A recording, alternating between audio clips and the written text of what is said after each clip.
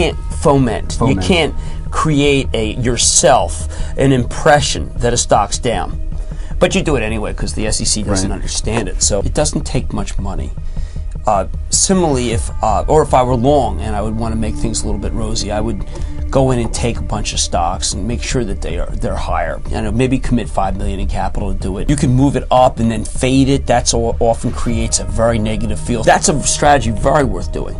I would encourage anyone who's in the hedge fund game to do it because it's legal, and it is a very quick way to make money and very satisfying. Price को manipulate किया जा सकता है, और क्योंकि इसको manipulate किया जा सकता है, बड़े हेज फंड्स और बड़े बड़े प्लेयर्स जानबूझकर प्राइस को ऊपर नीचे नचाते हैं। वे लोग इस खेल को हर दिन खेलते हैं, लेकिन वॉल्यूम को फेक करना नामुमकिन है। दोस्तों, यहीं पर सारा का सारा खेल बदल जाता है। सिर्फ प्राइस को देखना एक सफेद झूठ है, और अगर इसको झूठ ना मानो तो ये अधूरा सच है। आज हम इसे ठीक करेंगे। आज हम आपकी ट्रेडिंग में एक ऐसी लेयर जोड़ेंगे जो लॉस करने वाले ट्रेडर्स और प्रॉफिटेबल ट्रेडर्स के बीच की दीवार है। आज हम उस टूल की बात करेंगे जो तुम्हें बताएगा कि मार्केट में असली पैसा कहां पर लगा हुआ है। और ये टूल इतना जबरदस्त है कि चाहे कोई भी मार्केट हो, कोई भी टाइम फ्रेम हो या कोई भी एसेट हो, ये हर जगह बेधड़क काम करता है। और दोस्तों, वीडियो के लास्ट तक रुकना। मैं आपको एक ऐसी सीक्रेट टिप दूंगा जो वॉल्यूम प्रोफाइल ट्रेडर्स भी तुम्हें कभी नहीं बताते। तो दोस्तों, आइए सीधा टॉपिक पर आते हैं। दोस्तों, प्राइस सिर्फ ये बताता है कि क्या हुआ, मार्केट ऊपर गई या नीचे गई, लेकिन वॉल्यूम हमें बताता है कि इस मूव के पीछे कितना दम था, कितने ट्रेडर्स ने वाकई में मार्केट में पैसा झोंका। असल में तुम्हें इन 3 सिनेरियोज को एकदम रट लेना चाहिए। अपने ट्रेडिंग चार्ट को खोलो, इंडिकेटर में जाकर वॉल्यूम सर्च करो और इसे लगा लो। पहला सिनेरियो, हेल्दी मूव। अगर चार्ट पर बड़ी कैंडल्स बनती हैं और उनके नीचे वॉल्यूम भी काफी हाई है, इसका मतलब है कि एफर्ट और रिजल्ट मैच कर रहे हैं। ये एक असली मूव है और इस मूव के आगे बढ़ने के काफी अच्छे चांसेस हैं। दूसरा सिनेरियो, एब्जॉर्प्शन। जब चार्ट पर कैंडल छोटी होती हैं लेकिन आपको वॉल्यूम काफी बड़ा नजर आता है, तो ये सबसे खतरनाक सिनेरियो है। यहाँ पर बायर्स अपना पूरा जोर लगा रहे हैं। ये चीज हमें प्राइस में नहीं दिख रही, ये चीज हम वॉल्यूम में देख पा रहे हैं। बायर्स अपना पूरा जोर लगा रहे हैं पर प्राइस टस से मस नहीं हो रहा। क्यों? क्योंकि उनके सामने एक अदृश्य दीवार है। यहाँ पर 1-2 बड़े सेलर्स हर बाई ऑर्डर को चुपचाप निकल रहे हैं, मतलब एब्जॉर्ब कर रहे हैं। अब यहाँ पर जैसे ही बायर्स गिर जाएंगे, प्राइस एक गिरते पत्थर की तरह धड़ाम से नीचे गिरेगा। इसी चीज को कहते हैं स्मार्ट मनी ट्रैप। हमारा तीसरा सिनेरियो है नो सप्लाई। कई बार कम वॉल्यूम पर भी प्राइस ऊपर जा रहा होता है। इसका मतलब ये नहीं है कि बायर्स बहुत ज्यादा स्ट्रोंग है, बल्कि इसका मतलब ये है कि मार्केट में सेलर्स की संख्या बहुत ज्यादा कम है। इसीलिए बायर्स का रास्ता खाली है और वो प्राइस को ऊपर की तरफ ले जाते जा रहे हैं। दोस्तों, एक बात मैं अभी साफ कर देता हूँ, ग्रीन वॉल्यूम बार का मतलब बाइंग नहीं होता और रेड वॉल्यूम बार का मतलब सेलिंग नहीं होता। दोस्तों, हर ट्रेड को कंप्लीट करने के लिए एक बायर और एक सेलर की जरूरत पड़ती है, और ऐसा हमेशा होता है। मान लो अगर तुमने 50 शेयर खरीदे तो किसी ने वो बेचे भी होंगे। हमारा वॉल्यूम सिर्फ इन ट्रांजैक्शंस की गिनती है। असल में इन वॉल्यूम बार्स के कलर का कोई मतलब नहीं होता, वो तो बस इनको अच्छा दिखाने के लिए इनके ऊपर बनी कैंडल का कलर ही इन पर चिपका देते हैं। तो दोस्तों, तुम्हें क्या देखना है? सिर्फ वॉल्यूम बार्स का साइज। जब प्राइस नए हाइज बना रहा हो पर वॉल्यूम धीरे धीरे कम हो रहा हो, तो दोस्तों समझ जाओ कि यहाँ पर खतरा है। ये वैसा ही है जैसा किसी रॉकेट का फ्यूल खत्म हो रहा हो। उस मूव में अब दम नहीं बचा होता, वहां पर एक रिवर्सल आने वाला होता है जो तुम्हें उस टाइम पर प्राइस में नजर नहीं आता। गिरती हुई मार्केट में भी यही होता है। घटता वॉल्यूम मतलब सेलर्स अब थक चुके हैं। वॉल्यूम का ये डाइवर्जेंस तुम्हारा अर्ली वार्निंग सिस्टम है। मार्केट अभी क्रैश नहीं हुई है पर वो थक चुकी है। दोस्तों, नीचे वाला वॉल्यूम चार्ट सिर्फ ये बताता है कि कब ट्रेडिंग हुई, 9 बजे या 10 बजे। पर इससे हमें क्या?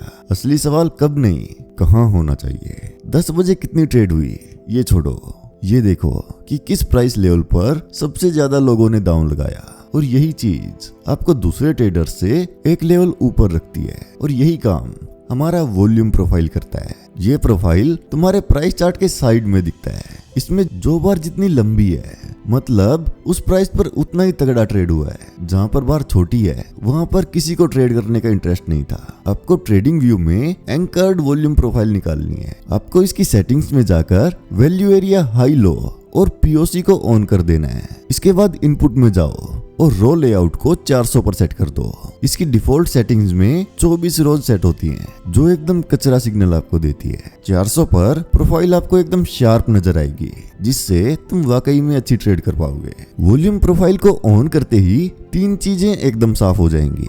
पहला, पॉइंट ऑफ कंट्रोल। ये सबसे लंबी बार है। ये मार्केट का सेंटर ऑफ ग्रेविटी है। असल में प्राइस चुंबक की तरह यहाँ पर वापस आता है। दूसरी चीज, वैल्यू एरिया। ये वो जोन है जहाँ पर 100 ट्रेडर्स में से 70 ट्रेडर्स बैठे हुए हों। इस एरिया में मार्केट थोड़ी साइडवेज रहती है। तीसरी चीज, लो वॉल्यूम नोड्स। ये वो पतली जगह हैं जहाँ पर ट्रेड नहीं हुई।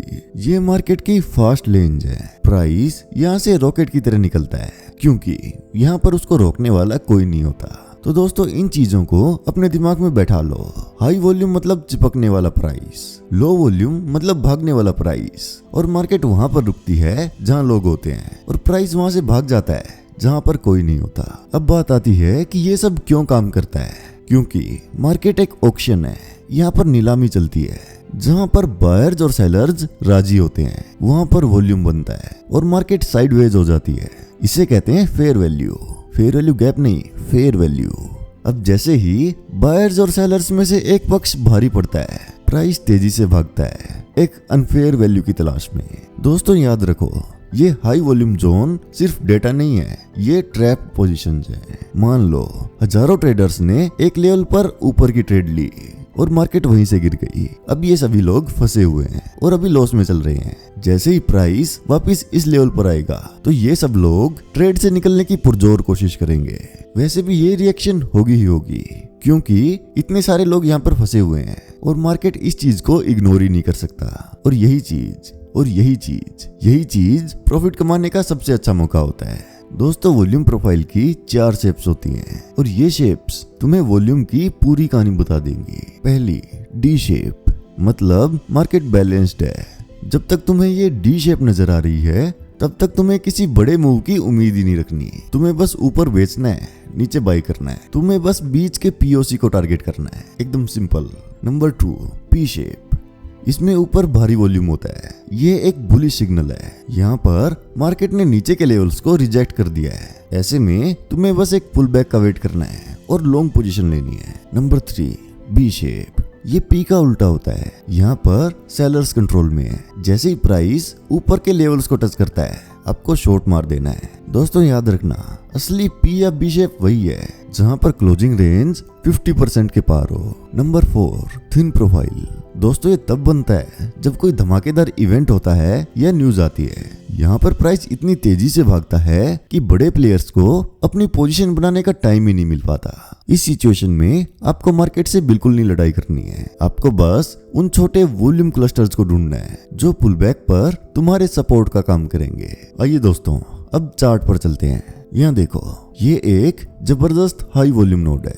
यहाँ पर हजारों कॉन्ट्रैक्ट्स ट्रेड हुए हैं। अब मार्केट अचानक बुरी तरीके से गिर जाती है। ऐसे में सब लोग घबराकर न्यूज देख रहे होते हैं कि क्या मार्केट और ज्यादा गिरेगी। लेकिन एक वॉल्यूम प्रोफाइल ट्रेडर न्यूज पे भरोसा नहीं करता। वो ये पूछता है कि लोग कहाँ पर फंसे हुए हैं और जब प्राइस वापस इस लेवल पर आएगा तो वो लोग क्या करेंगे। और तुम्हें जवाब मिलता है, ये नीचे वाली बड़ी नोड। जैसे ही प्राइस उस लो वॉल्यूम एरिया को पार करके नोड के किनारे को छुएगा, यहीं पर तुम्हारा शिकार शुरू होता है। और ये देखो गाइस, मार्केट ने यहाँ पर एक अच्छा मूव दिया। इसी चीज को कहते हैं ऑक्शन लॉजिक। और अब लास्ट में बात करते हैं उस फाइनल टिप की जिसका मैंने वादा किया था। दोस्तों, अगर प्राइस कल के वैल्यू एरिया से बाहर खुलता है और फिर वापस से उसके अंदर घुस जाता है तो लगभग 80% चांसेस है कि वो पूरी जोन को पार करके दूसरे एंड तक जाएगा। इसे प्रैक्टिकली समझो। कल के प्रोफाइल का वैल्यू एरिया मार्क करो। आज मार्केट इसके नीचे खुली और फिर हिम्मत जुटाकर वापस से अंदर घुस गई। यही चीज तुम्हारा सिग्नल है। तुम्हारा टारगेट होगा कल के एरिया का टॉप लेवल। ये चीज लगभग हर बार काम करती है। बस तुम्हें एक चीज का ध्यान रखना है, प्राइस को अंदर एक्सेप्ट होना चाहिए। सिर्फ कैंडल की एक छोटी सी विक से काम नहीं चलेगा। आपको कैंडल को अंदर क्लोज होने देना है। ये चीज एकदम सिंपल और ऑब्जेक्टिव काम करने वाला तरीका है। तो दोस्तों आज की इस वीडियो में बस इतना ही। अगर आपको ये वीडियो पसंद आई तो वीडियो को लाइक करो और चैनल को सब्सक्राइब करो। मिलते हैं अगली वीडियो में। जय हिंद।